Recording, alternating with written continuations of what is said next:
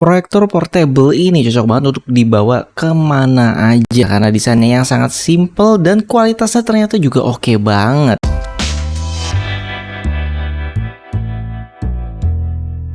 Assalamualaikum Sobat Twist TV. Oke, jadi saya tuh lagi nyari proyektor yang portable untuk dibawa kemanapun ya, karena kita kan sering ngadain yang namanya seminar, terus perkumpulan, konsultasi segala macam dari kripto, mining, saham, banyak banget deh yang kita bahas. Akhirnya saya menemukan produk dari Gojodoc HY360 Mini yang ukurannya sesuai dengan yang saya cari ya. Tampilan dari boxnya sederhana ya, ada tulisan Ultra HD High Dynamic Range. Wow, kayaknya coba kita cek aja deh langsung ya.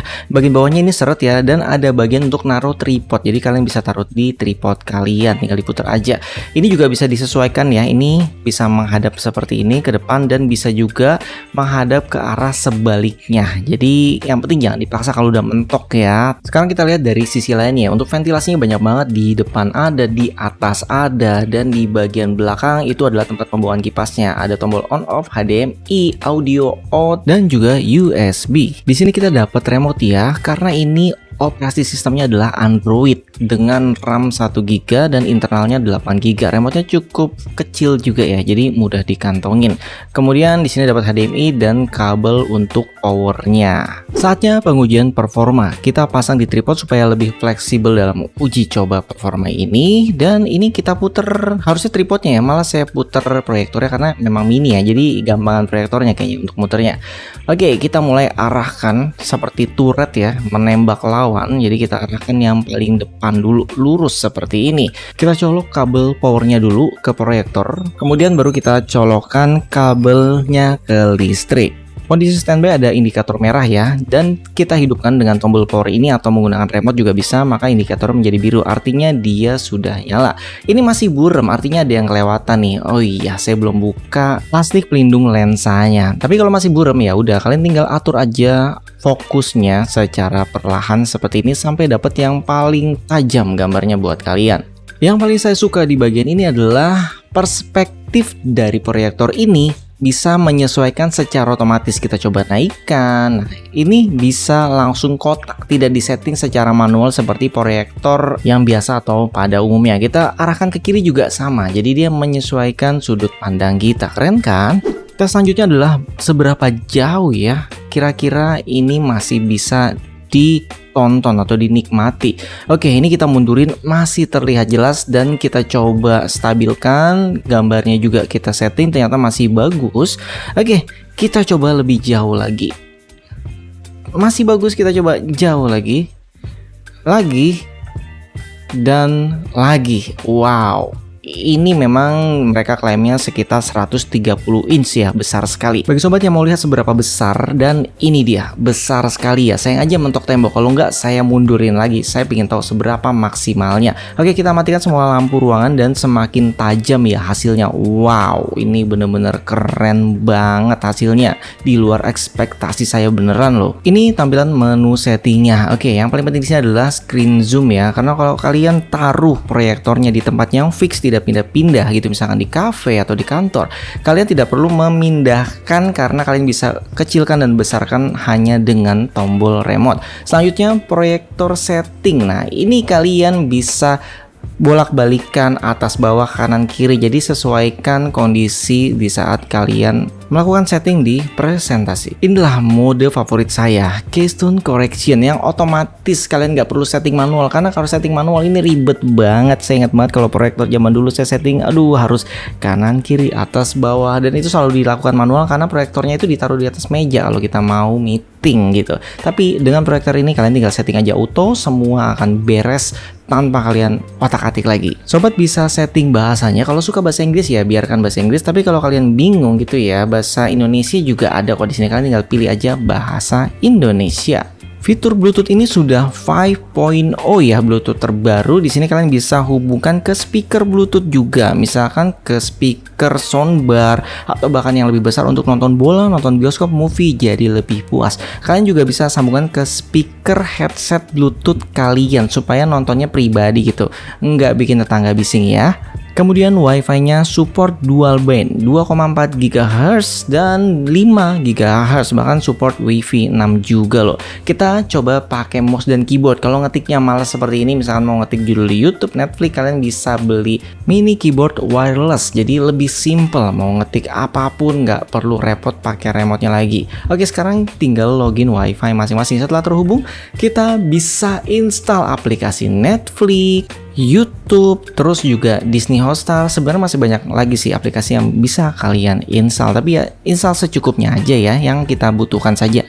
Ini juga tersedia upgrade online, upgrade menggunakan flash disk, dan ini dia informasi sistemnya. Kalian bisa lihat di sini ya, dari penyimpanan dan total memory RAM. Versi Androidnya juga sudah Android 11. Di proyektor mini ini sudah ada speakernya yang nempel ya. Jadi kalian bisa atur audionya di sini menggunakan remote kalian, dan kalian juga bisa atur zona waktunya agar sesuai dengan zona waktu tempat tinggal kalian. Kita coba aplikasi Netflix ya. Setelah dibuka, wow, ini hitam, backgroundnya beneran hitam loh. Jadi tidak seperti layar tancap yang masih ada shadownya gitu ya. Wah, keren banget nih. Ya udah, kalian mau nonton Netflix langsung nonton aja. Di sini kita mau review aplikasi lainnya. Oke, selanjutnya kita tes yang YouTube. Nah, ini dia, kita coba buka streaming game tadi ya.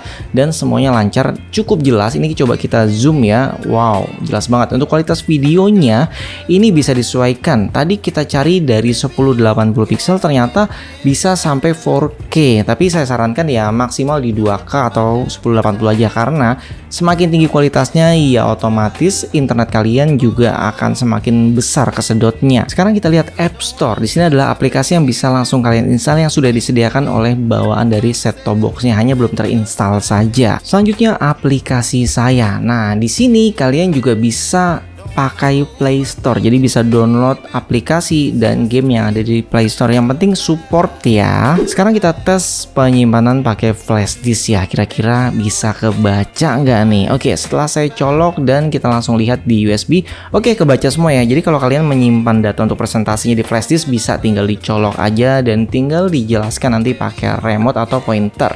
Sekarang kita coba fitur Miracast ya, karena orang itu lebih banyak operasionalnya pakai HP, nyimpen data di HP, presentasi juga bisa disimpan di HP. Jadi di HP kita yang sudah support itu bisa langsung pilih menu proyeksi tanpa aplikasi tambahan ya, itu sudah bisa langsung connect. Bagi HP-nya yang nggak ada proyeksinya itu bisa install Miracast ya, bisa juga terhubung ke sini. Kalau sudah connect seperti ini tinggal kita pilih terima. Ini kita tinggal pilih menunya ya, misalkan seperti ini adalah menu mirroring. Jadi nggak hanya mirroring ya, kalian bisa menggunakan fitur Miracast yang bisa muter berbagai macam materi file untuk presentasi, video, musik, bahkan baca e-book. Jadi lengkap deh di sana, semuanya bisa. Oke, jadi ini yang biasa saya lakukan ke klien saya ya. Jadi saya lebih seneng ngajarin orang itu secara live ya, misalkan live trading. Jadi marketnya itu aktif, kita bisa jelaskan dan kita bisa kasih prediksi nih, misalkan 2 jam ke depan tuh harganya akan kemana. Itu lebih enak menggunakan proyektor ini, jadi lebih besar gambarnya. Oke, selanjutnya bagi laptop yang support atau PC yang support, kalian bisa menggunakan koneksi wireless ya, connect wireless display. Jadi kalau misalkan support biasanya di sini muncul seperti ini. Kalau nggak support biasanya laptop lama itu ya nggak bisa. Jadi kalian bisa menggunakan HDMI. Seperti ini contohnya. Biasanya kalau memang yang proyektor biasa itu kan koneksinya hanya pakai HDMI gitu ya, atau VGA ya, seperti ini. Ini kita contohkan pakai HDMI. Jadi layar proyektor dan layar laptop itu tampilannya bisa beda karena hanya khusus kita buatkan presentasi yang di proyektornya. Dan ini HDMI standar ya. Sekarang kita tes kualitas speakernya. Jadi inilah bagian favorit saya, kalau misalkan lagi tidur di kamar gitu ya, pegel kepalanya ngeliat TV, terus kita bisa nonton layar tancap di dalam kamar ya.